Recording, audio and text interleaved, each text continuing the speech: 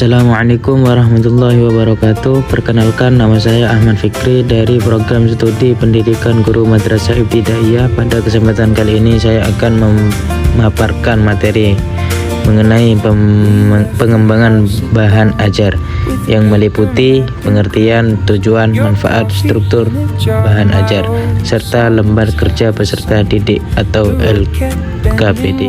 Lalu yang pertama, pengertian bahan ajar. Bahan ajar merupakan segala bentuk materi yang disusun secara sistematis untuk membantu guru dalam melaksanakan proses pembelajaran sekaligus memudahkan peserta didik dalam mencapai tujuan pembelajaran. Bahan ajar dapat berupa buku, modul, media digital, video pembelajaran maupun LKPD yang disesuaikan dengan kebutuhan peserta didik dan kurikulum yang berlaku. Selanjutnya, tujuan pengembangan bahan ajar. Pengembangan bahan ajar memiliki beberapa tujuan utama. Yang pertama, membantu guru dalam menyampaikan materi secara lebih efektif dan terstruktur. Yang kedua, membantu peserta didik memahami materi dengan lebih mudah. Ketiga, menyesuaikan bahan ajar dengan perkembangan kurikulum. Selain itu, pengembangan bahan ajar juga bertujuan meningkatkan efektivitas proses pembelajaran sekaligus mengembangkan keterampilan abad ke-21 seperti berpikir kritis, kreativitas, komunikasi, dan kolaborasi. Selanjutnya, prinsip pengembangan bahan ajar. Dalam mengembangkan bahan ajar terdapat beberapa prinsip yang harus diperhatikan. Prinsip pertama adalah relevansi, yaitu materi harus sesuai dengan tujuan pembelajaran.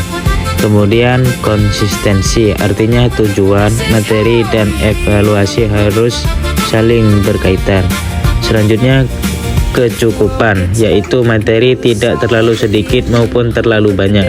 Selain itu, terdapat prinsip sistematis, fleksibel, kontekstual, dan berpusat pada peserta didik agar pembelajaran menjadi lebih bermakna.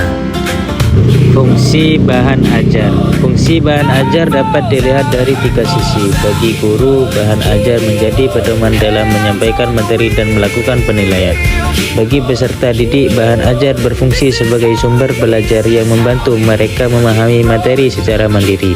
Sedangkan dalam proses pembelajaran, bahan ajar berfungsi mengarahkan kegiatan belajar agar lebih sistematis, efektif, dan mencapai tujuan pembelajaran.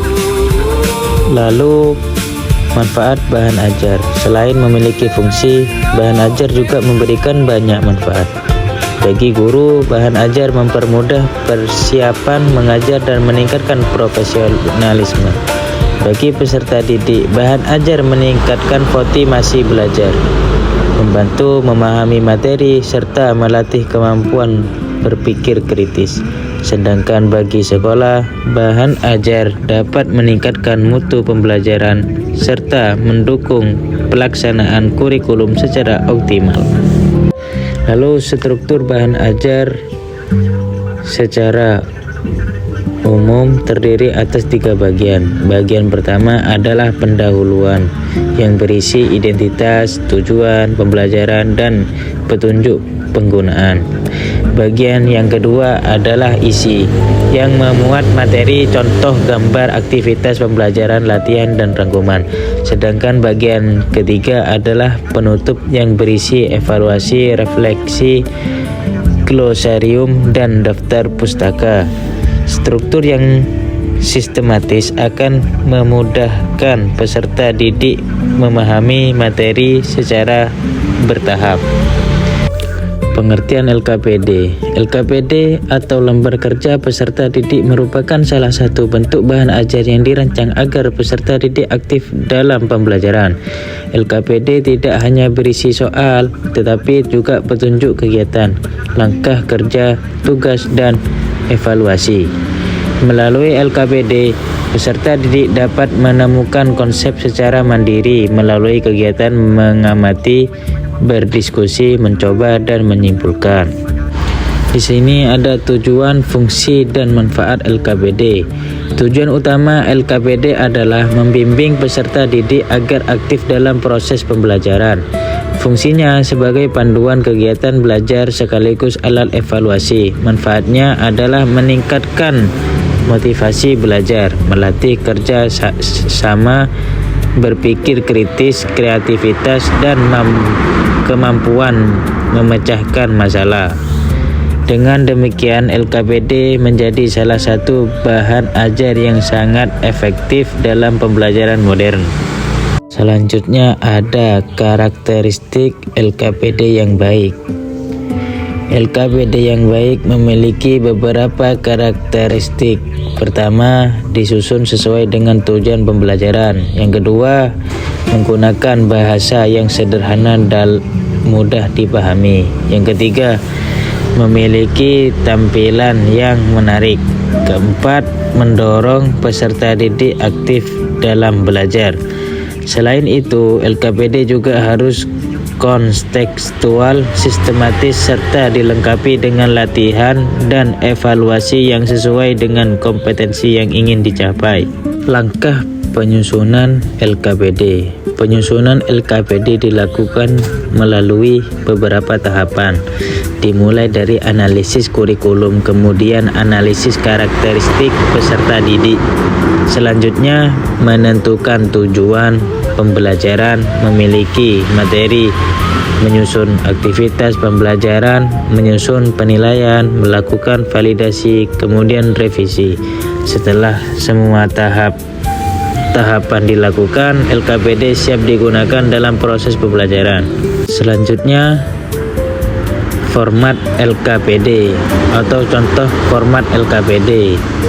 Pada slide ini ditampilkan contoh sederhana format LKPD. Di dalamnya terdapat identitas mata pelajaran, tujuan pembelajaran, materi singkat, langkah kegiatan, pertanyaan, refleksi, dan penilaian. Dengan format yang sistematis seperti ini, peserta didik dapat mengikuti kegiatan pembelajaran secara terarah dan aktif. Kesimpulannya yaitu berdasarkan pembahasan yang telah dipaparkan, dapat disimpulkan bahwa pengembangan bahan ajar merupakan salah satu kompetensi penting yang harus dimiliki oleh seorang pendidik. Bahan ajar yang baik mampu meningkatkan kualitas pembelajaran, sedangkan LKPD menjadi salah satu bentuk bahan ajar yang efektif karena mampu melibatkan peserta didik secara aktif dalam proses belajar. Oleh karena itu, guru perlu terus mengembangkan bahan ajar yang inovatif, menarik, dan sesuai dengan kebutuhan peserta didik. Demikian presentasi yang dapat saya sampaikan mengenai pengembangan bahan ajar. Semoga materi ini dapat menambah wawasan kita mengenai pentingnya pengembangan bahan ajar dalam menciptakan pembelajaran yang efektif dan berkualitas. Terima kasih atas perhatiannya Bapak, Ibu dosen, dan teman-teman semua. Wassalamualaikum warahmatullahi wabarakatuh. Mohon maaf sebelumnya. Syukron jazilan.